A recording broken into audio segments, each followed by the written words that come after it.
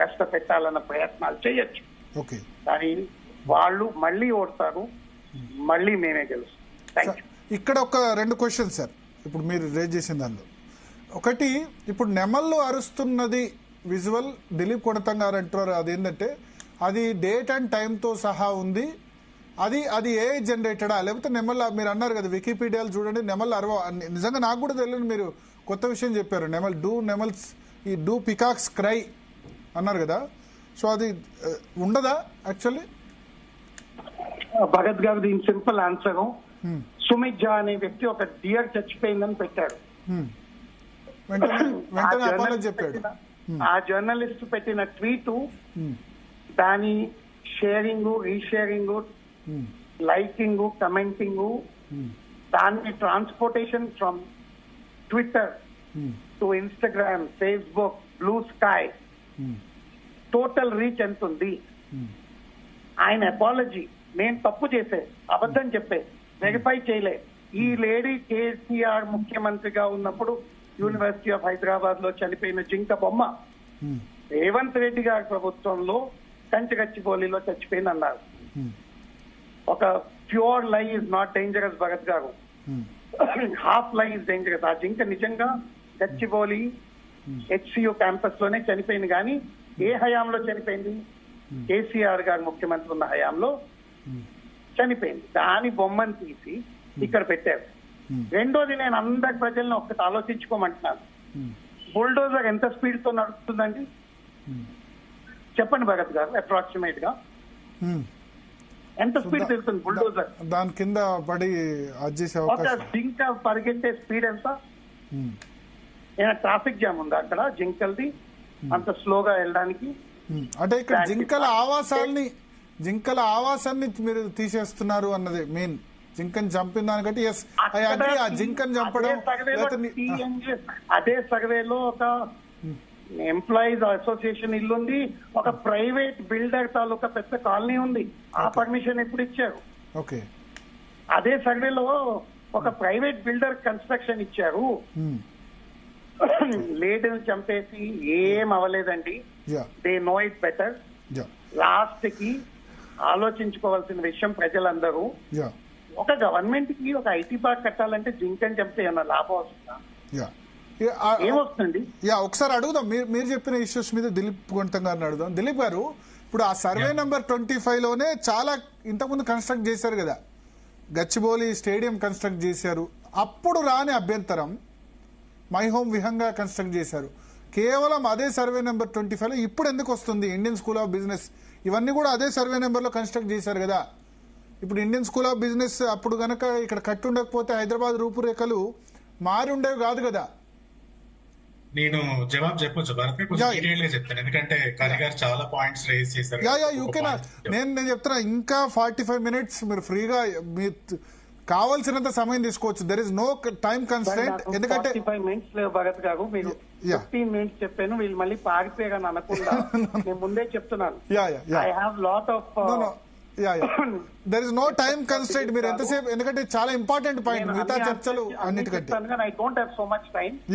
If you have any questions or he has any questions can ask, but I have to leave as we decided beforehand. సరే, ఒకసారి దిలీప్ గారు శ్రీరామ్ కరి గారు ఇప్పుడు ప్రభుత్వంలో ఉన్నారు కాబట్టి సహజంగానే బిజీగా ఉంటారు. కాకపోతే భరత్ గారు, నాకు అనుమానం అండి, మీరు ఆయనని ప్రభుత్వంలో మీడియా డైరెక్టర్ లాగా ఈ చర్చకు పిలిచారా, లేకపోతే ఒక కాంగ్రెస్ నాయకుడు లాగా హోదాలో పిలిచారా? ఏ హోదాలో పిలిచారా ఆయన? ఎందుకంటే ఆయనకు 2 హోదాలు ఉన్నాయి. ఇప్పుడు ఇందులో ఏ రోల్ లో ప్లే చేస్తున్నారు? మీడియా డైరెక్టర్ గా, కాంగ్రెస్ నాయకుడు మీడియా డైరెక్టర్ గా ఉన్నారా? ఓకే, థ్యాంక్ యూ అండి. ఎందుకంటే ఆయన కొన్ని పదాలు వాడారు, వాటి పట్ల నాకు అభ్యంతరం ఉంది. ఒక ప్రభుత్వ ఉద్యోగిలాగా వాడకూడదు ఆ ప్రభుత్వాలు. ఆయన దొర అహంకారం అని అన్నారు. ఆయన రాజకీయ నాయకుడా లేకపోతే ప్రభుత్వంలో డైరెక్టర్ అండి? ఆ లాంగ్వేజ్ ఏంటి? దొర ఏంటి? ఎవరిక్కడ దొర? ఆయన గవర్నమెంట్ లో ఉన్నారు, భాష విషయంలో జాగ్రత్తగా ఉండమని చెప్పండి ఫస్ట్ థింగ్. రెండోది, గవర్నమెంట్ లో ఉన్నారు కాబట్టి అబద్ధాలు కూడా ఆడకూడదండి. ఎందుకంటే మీరు రాజకీయ నాయకులు కాదు, మీరు గవర్నమెంట్ లో ఉన్నారు. మీరు కొంచెం ఆ గవర్నమెంట్ యొక్క విలువని కాపాడండి. ఉద్యోగాలు నింపలేదు పాత ప్రభుత్వంలో ఆరోపణలు ఎట్లా చేస్తారండి ఒక మీడియా డైరెక్టర్? 1,60,000 ఉద్యోగాలు కేసీఆర్ ప్రభుత్వం నింపిన మాట వాస్తవం. దానికి సంబంధించిన రికార్డ్స్ ఉన్నాయి, ప్రూఫ్స్ ఉన్నాయి. అబద్ధం అని అంత అలవోక ఎట్లా అంటారు శ్రీరామ్ కరి గారు? మీరు తప్పు కదా. అట్లా ఒక మీడియా డైరెక్టర్ గా పనిచేస్తూ మీరు అబద్ధాలు ఆడడం తప్పు కదా. 3వ అంశం, బీఆర్ఎస్ పార్టీకి 0 సీట్లు వచ్చినాయి, లోక్సభలో ఉన్నారు, దానికి మీకేంటి సంబంధం అండి? మీరే అన్నారు పార్టీ నాయకుడా, మీడియా డైరెక్టరా? మీరెందుకు మాట్లాడుతున్నారు బీఆర్ఎస్ పార్టీకి ఎన్ని ఎంపీ సీట్లు వచ్చినాయి అనేది? That is none of your business. Let us come to this subject. Yes. ఇప్పుడు క్వశ్చన్స్, వారు అడిగిన క్వశ్చన్స్ కి నేను జవాబులు చెప్తాను, ఒక్కొక్కటిగా వినండి దయచేసి. వారు అన్నారు కంచగచ్చిబౌలిలో ఇప్పుడు కాదు ఎప్పుడో యూనివర్సిటీ వచ్చింది, యూనివర్సిటీ వచ్చిన తర్వాత చాలా పక్కన ఐఎస్బికి ఇచ్చారు, ఇంకా వేరే సంస్థలకు కూడా ఇచ్చారు, అప్పుడు ఎప్పుడు రాంది ఇప్పుడు ఎట్లా వచ్చిందని ఒక క్వశ్చన్ అడిగారు. రెండోది అసలు అడవి కాదు అది కంచె అని ఒక మాట. బహుశా ఈ ప్రభుత్వంలో ఉన్న నాయకులకు వారితో పాటు పనిచేస్తున్న అడ్వైజర్లకు ఎవరికి కూడా చట్టం సరిగా తెలిసినట్లేదు, అందుకే ఇంత లూజ్ గా మాట్లాడు. 1996లో సుప్రీంకోర్టు టిఎన్ గోదావరిమన్ జడ్జిమెంట్ అని ఒక ఫేమస్ జడ్జిమెంట్ ఇచ్చిందండి. దాని ప్రకారం ప్రభుత్వం ఏ భూమిని కూడా ఇది ఫారెస్ట్ అని డిక్లేర్ చేయాల్సిన అవసరం లేదు. ఆ భూమిలో ఫారెస్ట్ కి సంబంధించిన లక్షణాలు ఉంటే చాలు, అది డీమ్డ్ ఫారెస్ట్ గా ఉంటుందని సుప్రీంకోర్టు 1996 లో సుమారు 30 ఏళ్ల క్రితం ఇచ్చిన జడ్జిమెంట్. ఇవాళకి కూడా that judgement holds good. Kancha Gachibowli is considered a forest because it has several characteristics of a forest. అది first and foremost point. Argument లో అది అడవి కాదు. ఇక్కడ ఒక పాయింట్ సార్, మీరు అన్న 96 లో సుప్రీంకోర్టు జడ్జిమెంట్ ఇస్తే గచ్చిబౌలి స్టేడియం ఎట్లా కట్టారు? తర్వాత ఇండియన్ స్కూల్ ఆఫ్ బిజినెస్ అడగాలి భరత్ గారు, అప్పుడు కట్టిన వాళ్ళని అడగాలి. వాళ్ళు వైలేట్ చేశారు, ఇదివరకు ఎవరో వైలేట్ చేశారు కాబట్టి ఇప్పుడు కూడా వైలేట్ చేయాలని కాదు కదా. ఇండియన్ స్కూల్ ఆఫ్ బిజినెస్ కూడా ఇవన్నీ కూడా 96 తర్వాత కట్టారంట. ఒక్క నిమిషం భరత్ గారు, 1996 లో సుప్రీంకోర్టు చాలా స్పష్టంగా అడవి అంటే ప్రభుత్వం డిక్లేర్ చేసిన అడవులు మాత్రమే కాదు, అడవి క్యారెక్టరిస్టిక్స్ ఉన్న ప్రతి భూమి కూడా అడవి అనే చెప్పింది. అది ముందు గుర్తుపెట్టుకోవాలి, ఈ ప్రభుత్వంలో పెద్దలు కూడా గుర్తుపెట్టుకోవాలి. వాళ్ళకి బహుశా చట్టం తెలిసినట్లేదు, అందుకోసమే చాలా అంటే చాలా క్యాజువల్ గా ఇది గవర్నమెంట్ భూమి కాబట్టి మేము అమ్మేస్తామంట. కేబీఆర్ పార్క్ గవర్నమెంట్ భూమి కాదా అండి? అది అమ్మేస్తారా? ఈ రాష్ట్రంలో గత ప్రభుత్వంలో దాదాపు 100 ఫారెస్ట్ పార్కులు కట్టారు, అవన్నీ ప్రభుత్వ భూములు, అమ్మేస్తారా? ప్రభుత్వ భూమా ప్రైవేట్ భూమా అనే సమస్య కాదు, ఆ భూమికి అడవి యొక్క క్యారెక్టరిస్టిక్స్ ఉన్నాయా లేవా అనేది ఫస్ట్ పాయింట్. ఉన్నాయని హెచ్సియు చెప్తుంది, హెచ్సియులో స్టూడెంట్స్ చెప్తున్నారు, దానికి సాక్ష్యంగా వాళ్ళు డీటెయిల్డ్ రిపోర్ట్స్ రిలీజ్ చేసినారు. అందులో ఏ యానిమల్స్ ఉన్నాయి, అందులో ఏ షెడ్యూల్, అటవీ చట్టాల ప్రకారం షెడ్యూల్డ్ యానిమల్స్ ఉన్నాయి. సో అట్లాంటి యానిమల్స్ ఉండి అట్లాంటి ఫ్లోరా అండ్ ఫానా ఉన్న ప్రతి భూమి అడవేనండి. ఇది ఫస్ట్ క్లారిఫికేషన్. సెకండ్ది, ఇదివరకు ఎప్పుడు ఏం అభ్యంతరం రాలేదు అని అంటే తెలంగాణ ఏర్పడిన తర్వాత హెచ్సియులో ఇంచ్ భూమి కూడా ప్రైవేట్ అవసరాల కోసం తీసుకోలేదండి. అంతకుముందు ఉమ్మడి రాష్ట్రంలో కొన్ని ప్రభుత్వాలు, చంద్రబాబు నాయుడు గారి ప్రభుత్వం, అంతకుముందు ప్రభుత్వాలు తీసుకున్న మాట వాస్తవం. అది ఎందుకు తీసుకున్నారని ఇప్పుడు నన్ను అడిగితే నేను జవాబు చెప్పలేదు. అప్పుడున్న వాళ్ళు ఎందుకు తీసుకున్నారో వాళ్ళని అడగాలి. మూడోది, ఈ రాష్ట్రంలో 30 ఏళ్ల నుంచి వాల్టా చట్టం అనేది ఒకటి ఉందండి, వాటర్ ల్యాండ్ అండ్ దీనికి బిఫోర్ మై హోమ్ విహంగా చెప్తాను, అక్కడ కూడా వస్తాను. మై హోమ్ అన్ని రాస్తున్నాను, నేను అన్ని చెప్తాను. వాల్టా చట్టం ప్రకారం మీరు మీ స్వంత భూమిలో చెట్టు నరకాలన్నా కూడా పర్మిషన్ తీసుకొని మాత్రమే నరకాలి. తెలంగాణ ప్రభుత్వం 3 రోజుల సెలవు రోజుల్లో 100 ఎకరాల అటవీ భూమిని సాఫ్ చేసి కొన్ని 100 ఎకరాలని బుల్డోజర్లతో పీకేసింది, 100 చెట్లని బుల్డోజర్లతో పీకేసింది. ఏ ఆన్లైన్ పర్మిషన్ తీసుకున్నారండి? అది బయట పెట్టగలరా పర్మిషన్? ఎవరి దగ్గర తీసుకున్నారా పర్మిషన్? ఫారెస్ట్ డిపార్ట్మెంట్ దగ్గర తీసుకోవాలి, జిహెచ్ఎంసీ దగ్గర తీసుకోవాలి, తీసుకుంటే బయట పెట్టమనండి పర్మిషన్. పర్మిషన్ లేకుండా ప్రభుత్వమే చెట్లు ఎట్లా కొట్టేస్తుందండి? పౌరులకు ఏం మెసేజ్ ఇవ్వదలుచుకుంది ఈ ప్రభుత్వం? మీరు ఇష్ట ప్రకారంగా బుల్డోజర్లు పంపి, ఆయన అంటున్నారు కన్స్ట్రక్షన్ చేయడానికి బుల్డోజర్ వాడతారని. మాకు తెలీదా? 10 ఏళ్ల పాటు కేసీఆర్ గారి ప్రభుత్వం కొన్ని 100 కట్టడాలు కట్టిందండి, ప్రాజెక్టులు కట్టింది, అవన్నిటికి బుల్డోజర్లే వాడినాం, కన్స్ట్రక్షన్ కి వాడినాం. వీళ్ళలాగా డిస్ట్రక్షన్ కి వాడలేదు. వీళ్ళు వచ్చిన రోజు నుంచి హైడ్రా పేరు మీద కూల్చివేతలే, మూసీ రెజ్యునవేషన్ ప్రాజెక్ట్ పేరు మీద కూల్చివేతలే, ప్రతి చోట బుల్డోజర్ ని దేనికోసం అయితే వాడకూడదు దానికి వాడుతుంది. అది రెండో పాయింట్. మూడోది, మై హోమ్ విహంగా గురించి రేవతారు, చాలా మంచి పాయింట్. యాక్చువల్లీ శ్రీరామ్ కర్రీ గారికి ప్రాబ్లం ఏంటంటే వారి పార్టీ అబద్దాల పునాదుల మీద ఈ రాష్ట్రంలో అధికారంలోకి వచ్చింది. అందుకోసం వాళ్ళు అరవోక అబద్దాలు ఆడేస్తారు, మళ్ళీ ఉల్టా ఎదుటి వాళ్ళని బ్లేమ్ చేస్తారు అబద్దాలని. మై హోమ్ విహంగా ఎప్పుడు కట్టారండి? జీవోలు లేవా ప్రభుత్వంలో? 2013లో కన్స్ట్రక్షన్ జీవోస్ అన్నిటితో పాటుగా 2013లో కన్స్ట్రక్షన్ స్టార్ట్ చేశారు. మా మీద ఎందుకండి బదనాం మోపుతున్నారు? మా కాంగ్రెస్ నాయకులు పోయి మై హోమ్ విహంగా ముందు ఎందుకు ధర్నా చేస్తున్నారు? మాకేం సంబంధం? 2013లో బిల్డింగ్ కడితే మాకు సంబంధం?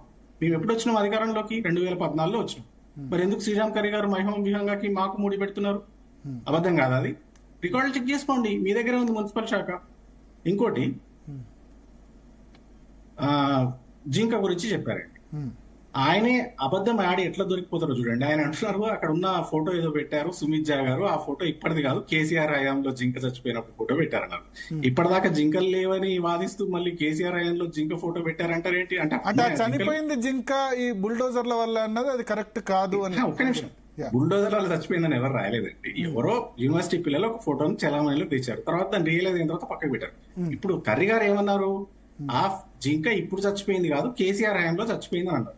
మరి కేసీఆర్ హయాంలో చచ్చిపోయినా అడవిలో జింకలు ఉన్నట్టు ఒప్పుకున్నట్టేనా కాదా? రేవంత్ రెడ్డి హయాం రాగానే జింకలన్నీ నెమళ్ళని మాయమైపోయినాయి సడన్ గా. అందులో ఉన్నాయని ఒప్పుకుంటే చట్టాలు మీరు ఉల్లంఘించినట్టే, అందులో జింక ఉందని మీరు ఒప్పుకుంటే చట్టాలు ఉల్లంఘించినట్టే. సార్, ఇన్ని వేల ఫోటోలు, ఇన్ని వేల వీడియోలు రియల్వి వాడినప్పుడు కొంతమంది ఔత్సాహికులు ఏదైనా ప్రతీకాత్మక చిత్రం, రిప్రజెంటేషన్ ఇమేజ్ అంటాం మనం, మీ టీవీలో కూడా చూపిస్తారు. ఏదైనా యాక్సిడెంట్ జరిగిపోయినో, ఏదైనా మర్డర్ జరిగిపోయినో రియల్ ఫుటేజ్ లేనప్పుడు మీరు ఏం చేస్తారు, మీరు దాన్ని యానిమేషన్ సాయంతోనే ఇంకోలాగానో చూపిస్తారు. It's and representation image. అట్లా ఎవరో ఒక పిల్లవాడు ఒక్క రిప్రజెంటేషన్ ఇమేజ్ పెడితే దాన్ని పట్టుకొని ఏ వల్లనే సమస్య వచ్చినట్టుగా మాట్లాడడం వీళ్ళ అవగాహన. రిప్రజెంటేషన్ ఇమేజ్ బీఆర్ఎస్ తయారు చేసిందా? ఇక్కడ క్లారిటీ మాకు ఏ సంబంధం లేదు. వాళ్ళు ఇప్పటికీ చాలా కేసులు పెట్టిరు, విచారణ చేసుకోమనండి. ఒక్క ఇమేజ్, ఒక్క వీడియో కూడా బీఆర్ఎస్ పార్టీ చేయలేదు, అవసరం లేదు. దుబాయ్ నుంచి తయారు చేశారు. భరత్ గారు రియల్ ఇమేజెస్ మేము వాడలేనన్ని వేల సంఖ్యలో ఉంటే మాకు ఆర్టిఫిషియల్ ఇమేజ్ తయారు చేయాల్సిన అవసరం ఏంటండి? ఇంకో విషయం భరత్ గారు, మీరు కూడా చూసినారు, మీ టీవీలో కూడా చూసినాను నేను. మొన్న లాస్ట్ 3 days లో 2 లైవ్ జింకల వీడియోలు బయటకు వచ్చినాయి. ఒకటి హెచ్సియు అడ్మినిస్ట్రేటివ్ బిల్డింగ్ దగ్గర వచ్చిన జింక వీడియో బయటకు వచ్చింది. రెండోది గోపన్పల్లిలో ఒక ఇంట్లోకి అడవి తీసేయడం వల్ల చెల్లా చెదురై గోపన్పల్లిలో ఒక ఇంట్లోకి పోయిన వీడియో వచ్చింది. ఇవి 2 ఒరిజినల్ వీడియోలని మీ వీడియోలో వేసినారు. 2 వీడియోలు చనిపోయిన జింకలు వచ్చినాయి. ఒక పెద్ద జింకని కుక్కలు అటాక్ చేసి చనిపోయింది, ఇంకో చిన్న జింక 2 ముక్కలు అయిపోయి హృదయ విదారకం. కుక్కలు అటాక్ చేసింది ఏబీపీ స్టూడెంట్. జడ్జిమెంట్ వచ్చిన తర్వాత 4 వీడియోలు వచ్చినాయండి, ఒరిజినల్ వీడియోస్. అవన్నీ వదిలేసి వీళ్ళు ఎందుకు చర్చ మొత్తాన్ని పక్కదారి పట్టిస్తున్నారు ఏఐ అని? వీళ్ళు సమస్యని గుర్తించడానికి నిరాకరిస్తున్నారు, అందుకోసమే ఏఐ మీద నెట్టేసి చేతులు దొరుకుతుందాం అనుకుంటారు. అది వీళ్ళ ప్రాబ్లం. ఇప్పుడు కోకాపేట్ భూముల్ని మరి మీరు వేలం వేశారు కదా బీఆర్ఎస్ హయాంలో, 100 కోట్ల ఎకరం అని చెప్పుకున్నారు కదా. భూముల అమ్మకం ఇదేం ఫస్ట్ టైం కాదు కదా భరత్ గారు. నేను మళ్ళీ చెప్తున్నాను, భూముల అమ్మకం అసలే చేయొద్దని ఎవరు అనరండి. అంత అమాయకులు ఎవరు లేరు. 10 ఏళ్ళు మేము ప్రభుత్వంలో ఉన్నాం. డెఫినెట్ గా వనరుల సమీకరణ కోసం కొన్ని భూములు అమ్మాల్సి వస్తుంది, మాకు కూడా తెలుసు. మేమేమంటున్నామంటే ఈ భూమే దొరికిందా? మొన్న కేటీఆర్ గారు మాట్లాడుతూ కూడా స్పష్టంగా చెప్పినారు, మీరు ఫ్యూచర్ సిటీ అని ఒక బ్రహ్మాండమైన సిటీ కడతామంటున్నారు. అక్కడ 14,000 ఎకరాలు గత ప్రభుత్వమే సేకరించి వీళ్ళకి పల్లెల్లో పెట్టించింది. అమ్మండి అక్కడ. మీకు నిజంగా వనరులే అవసరం అయితే అక్కడ అమ్మండి, ఎవరు వద్దన్నారు. అది వదిలేసి ఇక్కడ అడవి ఉన్న దగ్గర ఎందుకు అమ్మడానికి ట్రై చేస్తున్నారనేది మా ప్రశ్న. కాళేశ్వరం గురించి కూడా చాలా డిఫారెస్టేషన్ చేశారు, తర్వాత ఇక్కడ ఇంకా మిగతా ప్రాజెక్ట్ మల్లన సాగర్ ఇవన్నీ చోట్ల కూడా చేశారు మీరు. డెఫినెట్ గా మీకు దానికి కూడా జవాబు ఇస్తాను సార్. ఎప్పుడైనా మన పర్పస్ ఏంటిది అనేది ఇంపార్టెంట్. అంటే బెనిఫిట్స్ ఏమొస్తాయి, దానికి మనం ఏం సాక్రిఫైస్ చేయాల్సి ఉంటుంది. ఇక్కడ వీళ్ళు ఏం చేస్తున్నారంటే 400 ఎకరాలు అమ్మడానికి ట్రై చేస్తున్నారు. ఐటీ పార్క్ అనేది ఒకటి బోగస్. వాళ్ళు ఫస్ట్ నుంచి వాళ్ళు ట్రై చేస్తుంది, మీడియాలో వార్తలు క్లియర్ గా వచ్చినాయి. వాళ్ళు ఈ 400 ఎకరాలని ఆల్రెడీ ఐసిఐసిఐ బ్యాంక్ తాకట్టు పెట్టి 10,000 కోట్లు తెచ్చుకున్నారండి. తెచ్చుకునే ముందు ఏమని వార్తలు రాయించారు పేపర్లో అంటే, రైతు బంధు ఇవ్వడానికి తెస్తున్నాం ఈ 10,000 కోట్లు అని చెప్పారు. కానీ దురదృష్టవశాత్తు ఆ 10,000 కోట్లు తీసుకొచ్చి ఒక 2,000 కోట్లు మాత్రం రైతు బంధుకి ఇచ్చి మిగతా 8,000 కోట్లు కాంట్రాక్టర్ల పేమెంట్లకు వాడుతున్నారండి. ఇప్పుడు మళ్ళీ కొత్త ప్రణాళిక ఏంటంటే, ఓన్లీ మార్టిగేజ్ చేస్తే 10,000 కోట్లే వచ్చినాయి, కానీ అమ్మితే 40,000 కోట్లు వస్తాయి, వాటితో వీళ్ళ అవసరాలు తీర్చుకోవచ్చు అని అనుకుంటున్నారు. అందువల్ల మేము వ్యతిరేకిస్తున్నాం ఏంటంటే, మీరు నిజంగానే ఆడ ఇరిగేషన్ ప్రాజెక్ట్ అట్లాంటిది ప్రజోపయోగ ప్రాజెక్ట్ కడతా అంటే ఎవరికి అభ్యంతరం లేదు. ప్రాబ్లం ఏంటంటే దానికి కూడా చట్టాలు ఫాలో అవ్వాలి. ఆ రోజు కాళేశ్వరం కోసం ఒకవేళ చెట్లు తీసేస్తున్నా దానికి అన్ని రూల్స్ ఫాలో అయినాం, ఫారెస్ట్ డిపార్ట్మెంట్ క్లియరెన్సెస్ తీసుకున్నాం, సెంట్రల్ గవర్నమెంట్ క్లియరెన్సెస్ కూడా తీసుకున్నాం. వీళ్ళని కూడా ప్రాసెస్ ఫాలో అవ్వమనండి. దొంగల్లాగా అర్ధరాత్రి పూట పడి ఎందుకు తీసేస్తున్నారు చెట్లని? అంటే నేను ఇప్పుడు మీరు అక్కడ కాళేశ్వరం ప్రాజెక్ట్ కట్టారు, ఇక్కడ వాళ్ళు ఐటీ ఇండస్ట్రీస్ పెడతామని చెప్తున్నారు, 5 లక్షల మందికి ఎంప్లాయ్మెంట్ క్రియేట్ చేస్తామంటారు. ఐటీఐసిఐ బ్యాంక్ 10,000 కోట్లకి ఎందుకు తాకట్టు పెట్టారో ఫస్ట్ అడగండి సార్, తర్వాత ఐటీ పార్క్ సంగతి మాట్లాడు. మీరు మీ ఆయనలో ఔటర్ రింగ్ రోడ్ తాకట్టు పెట్టారు కదా ఐఆర్బి ఇన్ఫ్రాస్ట్రక్చర్ కు. నేనేమంటున్నా అంటే ఔటర్ రింగ్ రోడ్ లో వన్యప్రాణులు లేవు, అది రూల్స్ ప్రకారం సెంట్రల్ గవర్నమెంట్ ప్రాసెస్ ప్రకారం చేసాం. వీళ్ళని కూడా రూల్ ప్రకారం చేయమంటున్నా సార్. మీరు తేడా అర్థం చేసుకోవట్లేదు. భూములు అమ్మొద్దు అనట్లేదు, భూములు తాకట్టు పెట్టొద్దు అనట్లేదు, ప్రాసెస్ ఫాలో కమ్మంటారు. ఎందుకు అంత కష్టం అవుతుంది ప్రాసెస్ ఫాలో కావడానికి అని అడుగుతున్నాం. ఓకే. సో ఇప్పుడు ఈ వచ్చిన ఈ ప్రతీకాత్మక చిత్రాల్లో కూడా అసలు బీఆర్ఎస్ రోల్ ఏం లేదు. లేదు అసలు ఒక్కటి కూడా మేము క్రియేట్ చేయలేదు. ఎందుకంటే నేను చెప్తున్నా కదా, వందల సంఖ్యలో వచ్చినాయి మాకు వీడియోలు, ఫోటోలు. యూనివర్సిటీ పిల్లలు వాళ్ళు వాళ్ళ ఫోన్ల మీద రికార్డ్ చేసిన ఫోటోలు, వీడియోలు వందల సంఖ్యలో పంపారు. కాబట్టి మాకు అసలు అవసరం పడలేదు. ఓకే, ఎందుకండి నిజంగా ఒక ఆందోళన జరుగుతుంటే మన కళ్ళ ముంగట, నిజంగా ఒక అడవిని ధ్వంసం చేస్తుంటే వేల మంది పిల్లలు అందులో ఉన్న వాళ్ళు చూస్తుంటే వాళ్ళ కళ్ళ ముంగట ఏమని జరుగుతుంది? దానికి ఆర్టిఫిషియల్ గా ఏదో క్రియేట్ చేయాల్సిన కానీ అవసరం ముఖ్యమంత్రి అన్నారు గుంట నక్కలు తప్ప ఏం లేవు అని అసెంబ్లీలో అన్నారు. అక్కడ ఎందుకన్నారండి మరి ఆ మాట? విద్యార్థులు ఎంత కోపం తెచ్చుకున్నారు తెలుసా? ఆ ఒక్క మాట వల్ల వాళ్ళలో చాలా ఆగ్రహం వెళ్లిపుట్టింది. వాళ్ళు ఏమంటున్నారు ఇప్పుడు? అవును మేము గుంట నక్కలమే, మీలాగా పందికొక్కలం కాదని అంటున్నారు. మాటకు మాట జవాబు ఇచ్చారు ముఖ్యమంత్రి గారికి ఆ విద్యార్థులు.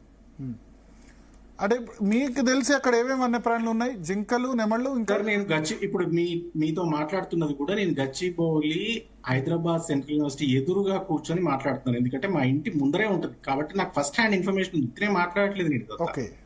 నాకు ఆ ల్యాండ్ గురించి ఫస్ట్ హ్యాండ్ ఇన్ఫర్మేషన్ ఉంది. That is a forested land which has peacocks, which has deers, which has some rare tortoises, ఇట్లాంటి రేర్ బర్డ్స్ ఎన్నో ఉన్నాయి అక్కడ. అవన్నిటికి సంబంధించి ఇన్ఫర్మేషన్ ఉంది పబ్లిక్ డొమైన్ లో. అంటే మీరు ఎగ్జాక్ట్లీ ఇప్పుడు ఈ ల్యాండ్ ఏం చేయాలని కోరుకుంటారు? ఇప్పుడు ల్యాండ్ ఓనర్షిప్ గురించి 20 వాళ్ళు అనేది ఏంటంటే ప్రభుత్వం ల్యాండ్ ఓనర్షిప్ గురించి 20 సంవత్సరాలు పోరాటం జరిగింది.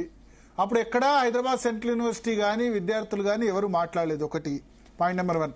పాయింట్ నెంబర్ 2, ఇప్పుడు 20 సంవత్సరాల తర్వాత వచ్చిన తర్వాత మేము ఈ భూములు యాక్షన్ చేస్తే ప్రభుత్వానికి రెవెన్యూ వస్తుంది. రెవెన్యూ వస్తే 6 గ్యారంటీలు ఇంప్లిమెంట్ చేస్తాం.